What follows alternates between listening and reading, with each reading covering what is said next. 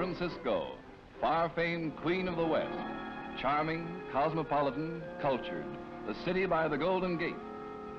The world knows San Francisco, a gallant city risen from the ashes of earthquake and fire. But few of a man-made disaster visited on the city 30 years earlier, as devastating in its way as earth tremor and roaring flames. This is the history of the Great Bonanza, the story of the Comstock Lode. It began on a tragic comic note and ended on a piece of supreme irony. Two sourdough Nevada prospectors, O'Reilly and McLaughlin, staked a nice little gold claim on Sun Mountain in January 1859, little dreaming they had scratched open the greatest cache of precious metals in history. Today, their claim, the Ophir, is only an empty glory hole in the mountainside. And a rust-eaten ventilator alone reminds of the great Ophir mill and shaft. How did the treasure lode get its name? That too is ironic. Old Pancake, a rival prospector, stole an interest in O'Reilly and McLaughlin's claim and gave his name, Comstock, to the Comstock Lode. In 1859, the Comstock miners were angrily cursing the blue mud that clogged their gold sluices, until one day, Judge James Walsh had this mud assayed. In it, he found the real treasure of the Comstock, not gold, but silver. Silver, tremendous treasures of silver, the greatest strike in the history of the world. Through Devil's Gate, up the Geiger grade from Reno and other famous toll roads swarmed thousands of frenzied fortune hunters. And overnight, on the steep barren slopes of Sun Mountain, there sprang into being a town which became, in the twinkling of an eye, a city. When a drunken miner broke a bottle of whiskey on a rock, accidentally, he used the lost liquor to christen the greatest mining camp of them all, in honor of his native state, Virginia. Today, Virginia City still stands, almost intact, the best preserved ghost town in the West.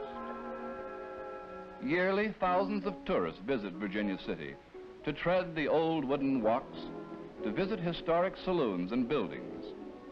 Mementos of Comstock glories are everywhere. In the old Wells Fargo vault, where lucky miners stored millions in bullion.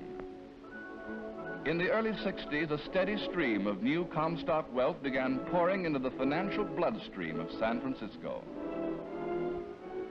Flush miners from Ophir, Mexican, Hale and Norcross, Gould and Curry, and other famous mines demanded and got the best in lusty, lavish entertainment under the famed crystal chandelier of the Crystal Bar and in other of Virginia City's 28 sumptuous saloons.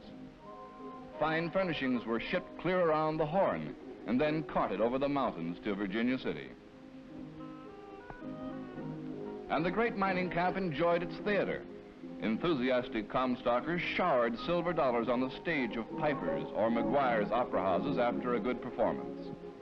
One night, the sweet voice of Jenny Lind would float through Piper's auditorium.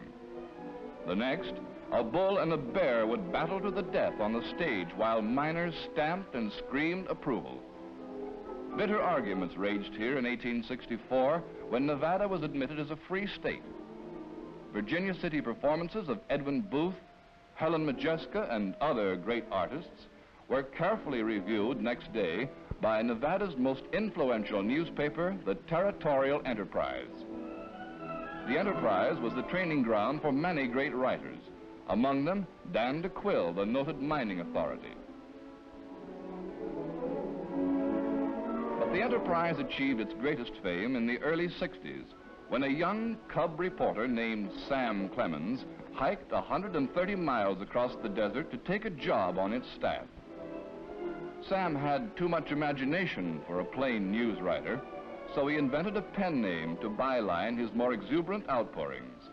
At this desk, Sam Clemens first signed a story with the name Mark Twain.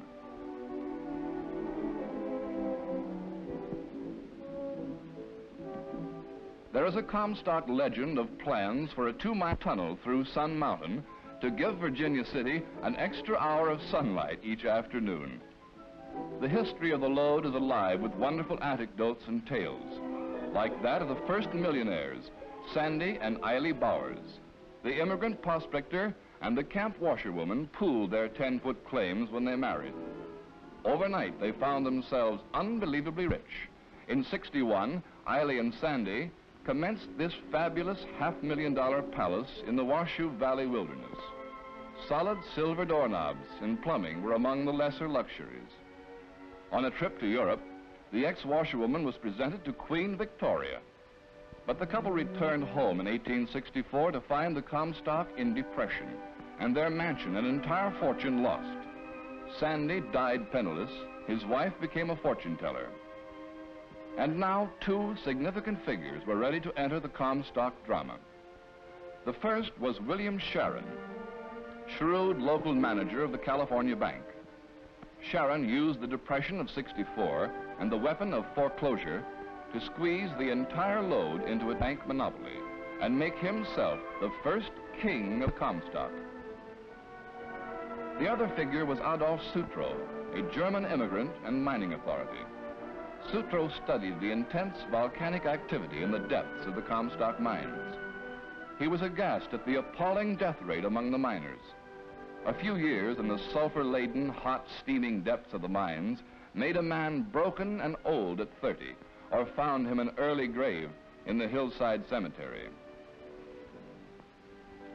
In 1864, Adolf Sutro conceived his great plan, a 4-mile tunnel beneath Sun Mountain, intercepting the mine shafts at the 2,000-foot level. Such a tunnel would ventilate the mines and drain the rapidly rising water.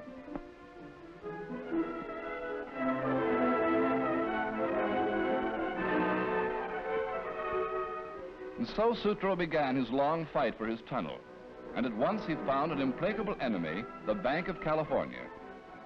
Sharon and his bank wanted no competitors for Comstock wealth. Principally to fight the tunnel, the California Bank built the Virginia and Truckee Railway, described by Sharon's enemies as the crookedest in the world, any way you look at it. The new railroad poured more Comstock millions into the bank's San Francisco vaults.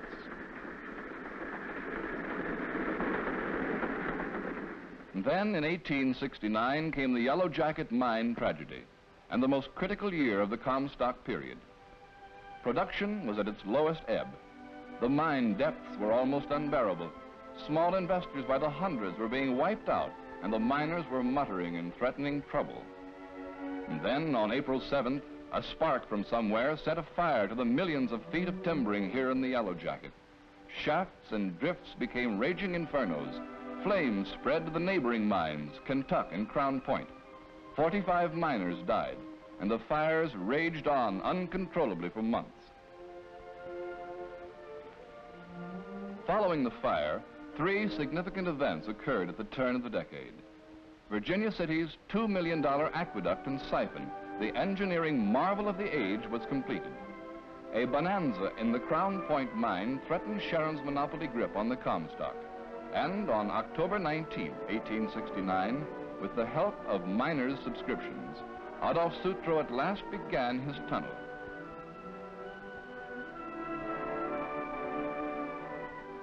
But the big bonanza, when it came in 1873, dwarfed all that had gone before. A vein of silver ore, 54 feet wide, and out of this hole came $190 million in bullion. The Consolidated Virginia mine, greatest of them all, made kings of 4 men: Flood, O'Brien, Fair, and Mackey. It ended forever the monopoly grip of the California Bank. Being good Irishmen, 2 of the Comstock kings, Fair and Mackey, gave $10,000 a month each to support this beautiful church, St. Mary's of the Mountains.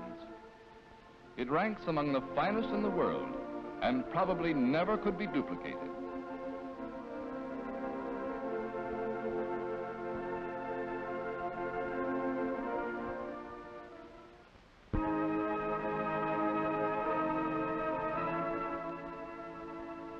John Mackey built a home looking down 6 Mile Canyon, from whence had come the first prospectors to probe the Comstock lode.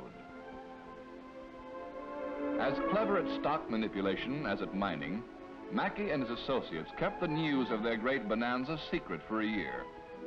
And meantime, they bought, cheap, all the consolidated Virginia stock they could get. Mine owners who climbed the historic winding stairs to the second floor of the Washoe Club knew only that the Con Virginia might be a good mine. By the time Dan DeQuille wrote for the Enterprise his announcement of the great bonanza, Mackey, Fair, Flood, and O'Brien were firmly in control. The years from 74 to 77 were the Comstock's greatest. Virginia City survived the Great Fire of '75, which destroyed 2,000 buildings. James Fair gave the Miners' Union this globe, and the Comstock yearly production equaled all the money circulating west of the Mississippi. Then in 1878 came disaster, disaster that rocked world financial capitals. It began when the great Con Virginia skipped its dividend. Thousands of San Francisco investors were ruined, and the mighty Bank of California closed its doors. It was fantastic.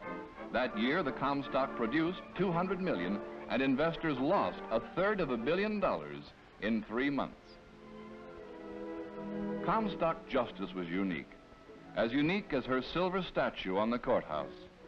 In Virginia City, justice wears no blindfold and carries not a book, but a sword.